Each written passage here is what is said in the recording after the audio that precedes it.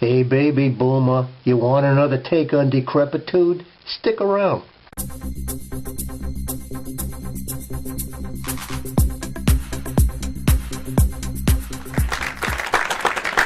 Hey, this is your good friend and gadfly psychotherapist, Dr. Ed Zeppelin, with another installment of Ed Talks, this week entitled 10 Ways to Get Old and Be Done With It. You know, because there's so much hair coloring out there and wrinkle creams and testosterone injections, and for all of that, mortality still lurks in the wings. Well, I say, let us flout mortality by becoming who we are, only more so. Mortality. That's Italian. My second language. 10 ways to get old and be done with it. Number 1. What the hell did I do with my glasses? Number 1. Live in the past.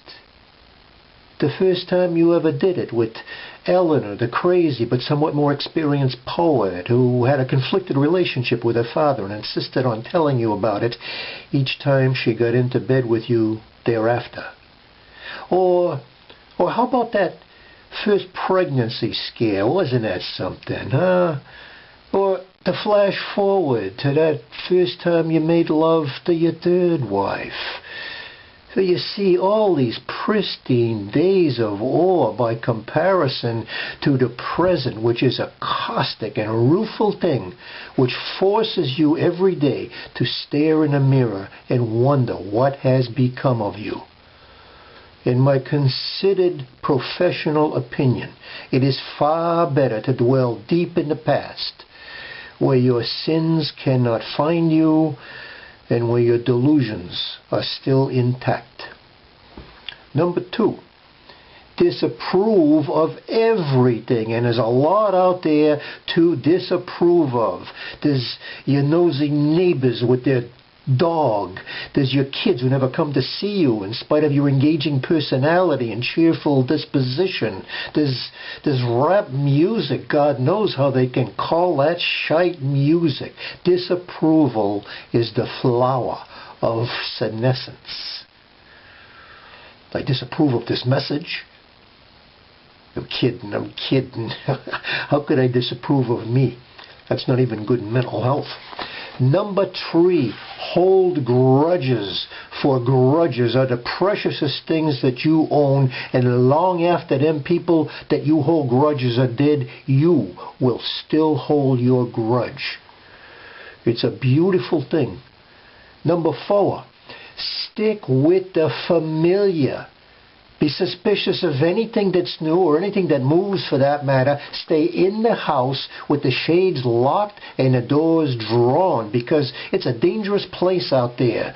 There's suicide bombers trying to get into heaven, I don't know, for the 72 virgins, whatever. There's white boy kids, homie white boy wannabes trying to be something that they're not when they should be sitting in their cars listening to Leonard Cohen music. Birds on a Wire, Sisters of Mercy, something that has meaning to it. It's a dangerous place out there. So embarrassez le canoe, which literally translated from the French means keep your toe in the knothole. And yes, as long as you're asking, French is my third language. I come from a family of polyglots. Number 5, stop looking at the girls, buddy, because a guy your age and in your shape, you keep looking at the girls like that, and they think you're creepy. And then they start laughing at you. And you know, I mean, I'm not talking about me here now, mind you, because, you know, me, I'm still a player, you know, and the girls are still all, never mind.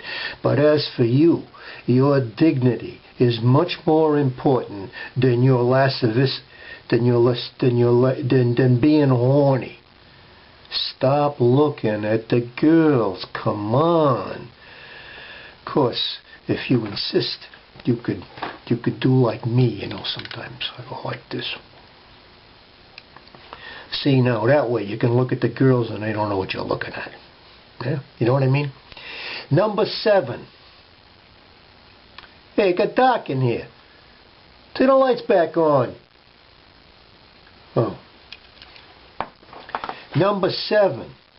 Take naps anytime, any place you can, in the cars and the planes and in the automobiles. And not while you're driving, of course, you know, but you can always find a stop sign or a, what do you call it, a stop light to catch a few Z's, and you can always rely on some asshole behind you to sit on a horn so that you're going to make you wake up, you know. In which case you can always roll the window down and flip them off, which always feels good. Whoa. Number 8.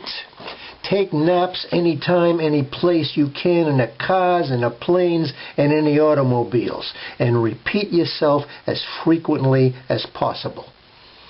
It is also good to start keeping your keys in a refrigerator. Number 9, alienate your family because they know way too much about you already. And I forgot what I was going to say. Number 10, forget what you're going to say, because it makes it to where like people start hanging on your every word, you know, to see what is your next pronounced utterances. And it's also quite a good way to stay the center of attention without ever having to quite finish a cogent thought. Well, there you have them. 10 ways to get old and be done with it. Dr. Ed's advice for this week. I hope that you take them for heart. And you know, before I sign off, I just want to say that this brief time together has been meaningful and special for me, too. It has. That'll be $85, please. You can pay Beatrice at the front desk. I'll see you next week, and don't be late, because I'm going to have to charge you anyway.